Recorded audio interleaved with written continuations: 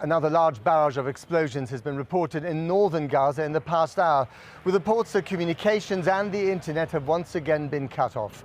The Israeli army said today it had now struck over 2,500 terror targets. More than 9,400 people have now been killed, according to figures from the Gaza Health Ministry, appointed by Hamas, which is designated a terrorist organization by the UK. Since their gruesome videos on Black Saturday, Hamas have been largely invisible until now. Courtesy of the Hamas military wing, we have these pictures of house-to-house fighting in Gaza City, complete with target graphics. Here, an Israeli armored vehicle approaches. A hit from a shoulder-launched missile. We don't know what happened to the crew inside, and we're not being told. If there are gruesome images, Hamas has not publicized them, unlike the horror they recorded on October the 7th, when they targeted defenseless civilians in Israel. But the message is clear. We are fighting the Israelis on our turf. They don't seem to be in the mood for a ceasefire, and nor do they. Israeli ground troops advancing deep into Gaza with their superior armor, courtesy of the IDF media division. Fighting perhaps on the same streets, perhaps on the same day, in a city reduced to rubble. Hunting down Hamas, claiming to have targeted at least 2,000 Hamas positions with casualties to match, but with no independent verification. The silent cockpit collage of airstrikes, round the clock for a whole month. They've given Israel the military advantage, but at a huge cost to civilian lives. This is what so many want Israel to cease or pause. The strikes become a blur. They feel disconnected from their impact. Until you film the aftermath and zoom into the human consequences, courtesy of journalist drones in Gaza. This was the Mugazi refugee camp this morning. The panorama of destruction from the air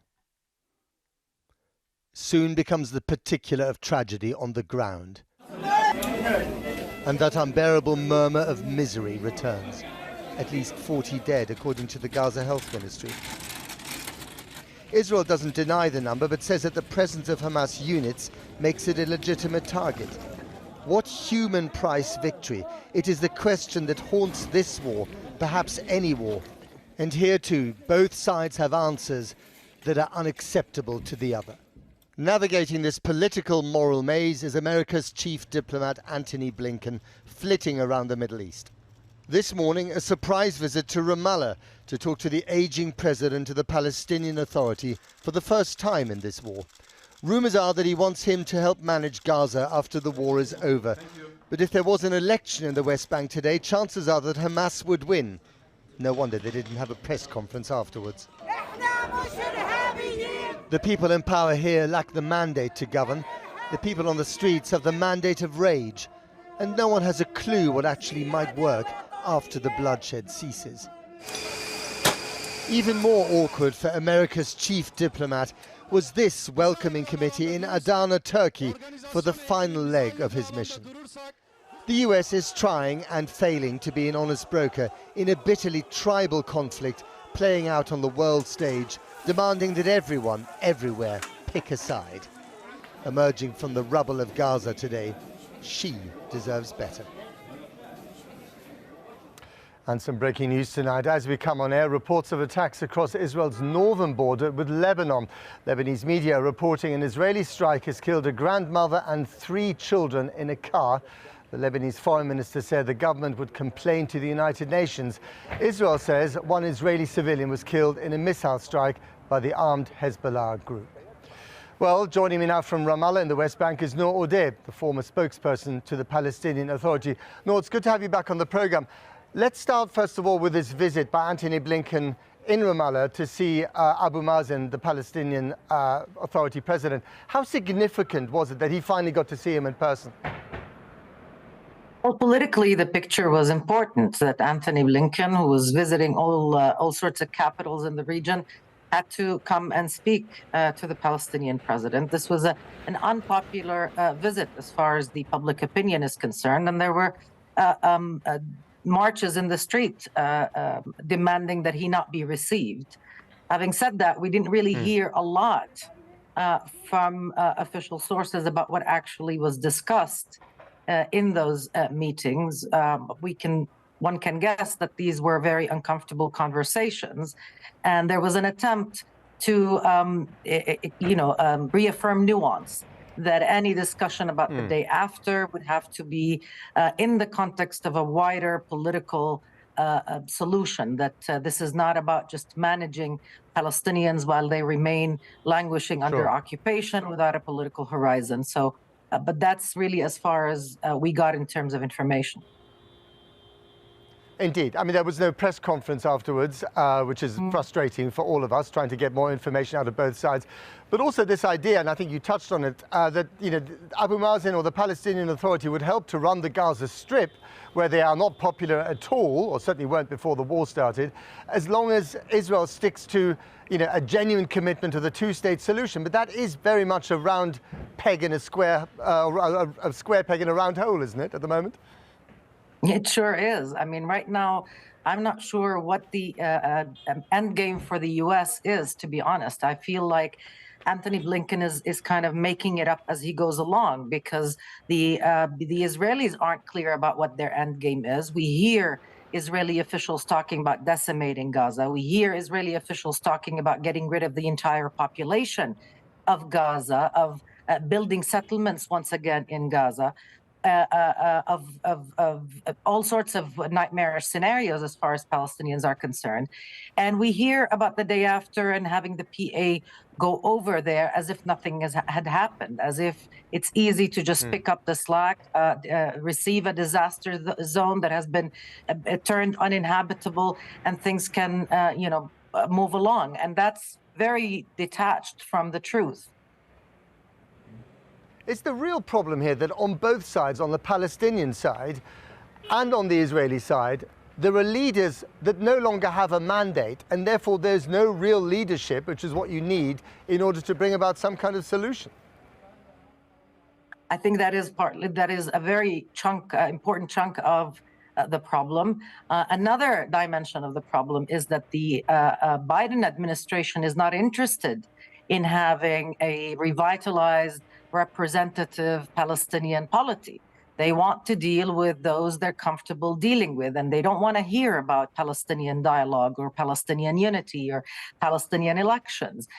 They want to have a group of people that fit to size, that they can talk to regardless of what the Palestinian street feels about that. And I think that it will become very quickly apparent that that is not a workable arrangement when the dust settles and after the entirety of this catastrophe unraveling in Gaza becomes even clearer. A sobering note to end on. No, dear, thank you very much indeed. Well, let's go to Ami Ayalon. He's the former head of Israel's domestic intelligence service, Shin Bet, and a former member of parliament for the Israeli Labour Party. He joins me now from northern Israel. It's good to have you on the program, sir. When you hear what you just heard from Ramallah, and you see the diplomatic efforts which are being conducted frantically by the Americans, do you think that diplomacy has failed, or is it actually succeeding and we're not noticing it? Well, if I'm trying to understand the reality today, it's obvious that diplomacy has failed. Because, the reality in the Middle East, especially between Palestinians and Israelis, is a nightmare, as you described it earlier. But I'm not looking on the present. I'm trying to understand the past and in a way to jump ahead into the future and to dream or to describe a better reality. I have to remind myself, I was a young naval officer during the Yom Kippur War, which was a bloody war. It took about 4 years since the end of the war until the visit of President Sadat in Jerusalem, and 2 more years until we signed a peace agreement. So I think that we have to understand that sometimes, and this is our challenge, this is what we are facing today, us and the Palestinians.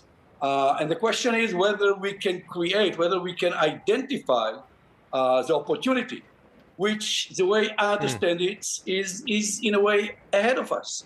I was listening to the woman that presented the Palestinian society, and if I understand, and she said something that I totally agree.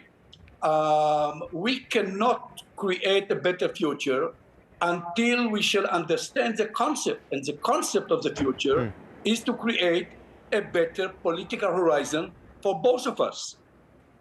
And this political horizon will be based on the Arab Peace Initiative. And this is what we have to learn from the nightmare that we are facing, all of us today.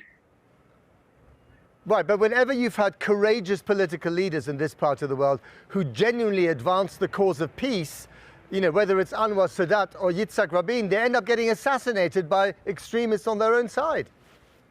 Okay, I have to admit I was a lousy politician, and the fact that I decided that I cannot influence while I was in politics, but I learned something, and we shouldn't try to understand or to measure the reality when we see the leadership of today, on both sides, by the way. Netanyahu do not represent the Israelis, and Abbas do not represent the Palestinians. But we have to listen. We don't have to listen to the people who present the extreme ideas, as I heard from the Palestinian representative that spoke before me. There are some lunatics within our political community who believe that we can kill all our enemies. They do not represent more than 5% of the Israelis. Okay. And I believe that Hamas and the massacre that they showed us do not represent the Palestinian people. Now, let me tell you something. Sure. 10 days ago, when Israelis were asked who should replace Hamas on the day after in Gaza, between 70 to 80% of the Palestinians said that they believe that the Palestinian Authority should enter into the vacuum that hopefully will be created on the day after. Why I'm saying it?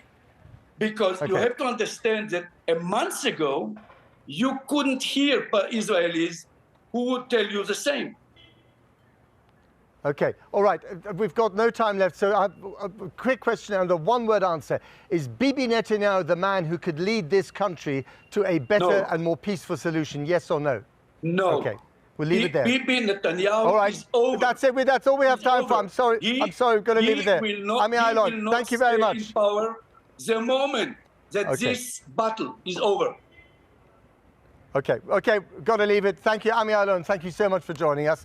We'll continue the conversation another day. Now, the Scottish First Minister, Hamza Youssef, says that his parents-in-law have now arrived safely in Scotland after they were trapped in Gaza for 4 weeks. Mr. Youssef shared a photograph of the family, including his wife's parents, Elizabeth and Magid Al-Nakla.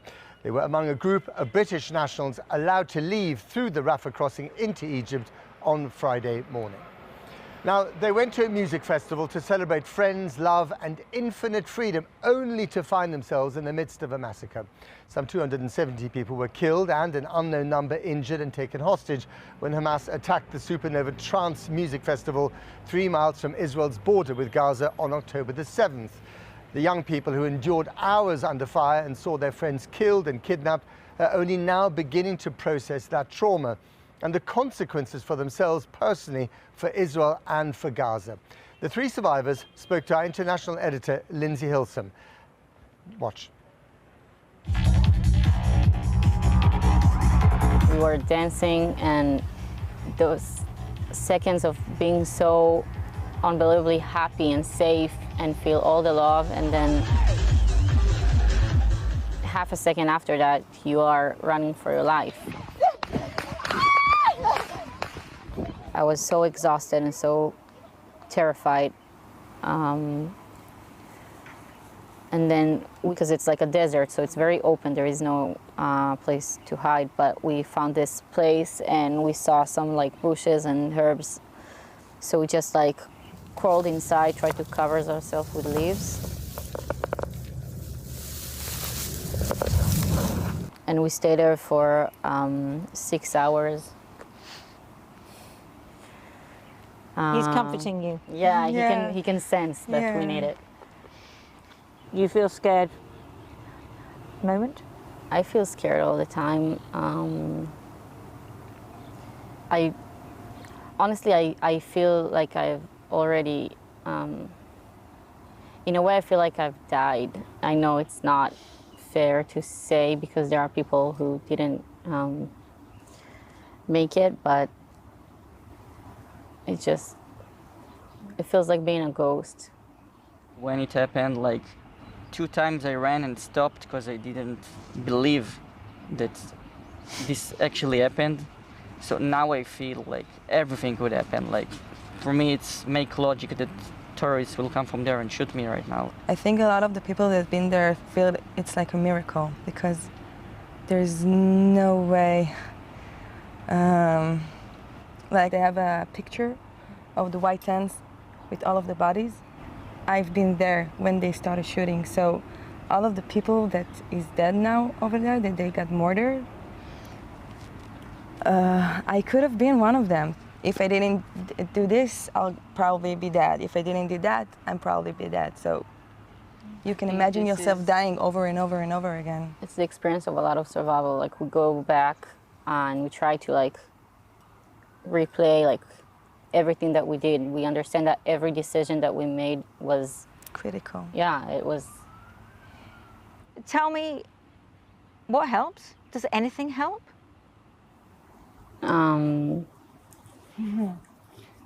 For me, helps talking. Talking. Like when I tell my story, it helps me, I think. There's no way that this trauma will vanish. No, like, but it's only time, I believe. Only time. Do you think it's changed you as a person or how you look at the world? In some way, I feel like, okay, this world is like much worse than I thought, much more cynical. Yeah. Like people see it and think this is somehow acts of freedom fighters. I can get it. We stop being naive. What about you, Millet? Do you feel it's changed you? Yeah, I feel like my entire being has been shattered. Like to know that other people are actually being able to laugh and celebrate the thing that my country is going through right now. It's beyond devastating. And also, I'm lots of like social media, Twitter and stuff, and I see like people from in other countries who denies it and like diminish it, and like president of Turkey saying that these are not acts of terror. So what is terror if this is not terror? So this is kind of making me think that we live in a bad world. And what about the bombing of Gaza? Because obviously there is concern about the number of civilians. People like you, people, you know, young men and women like you being killed in Gaza. I know that Hamas is hostage. איך אומרים? מחזיקים אותם גם They use them as human shields. Yeah, we know that. We've been there. They Been there, like done that. We shoot know from- this is their strategy.